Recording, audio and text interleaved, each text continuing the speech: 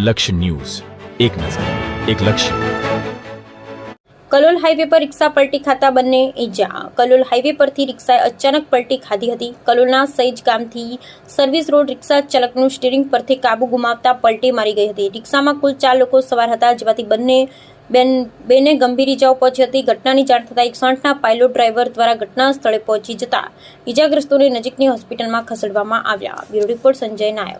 મુકેશભાઈ જેબી ગેટથી Reliance petrol pump બાજુ જતો હતો અને રિક્ષાવાળા 4 જણા, એક ડ્રાઈવર હતો અને 3 પાછળ બેઠા હતા. 4 ફૂલ પીધેલા.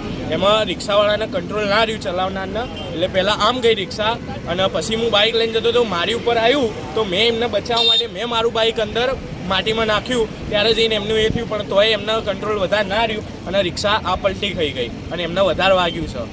અને ભાઈ હજુ માનવા જ રેડી નહીં કે હું પીધેલો છું.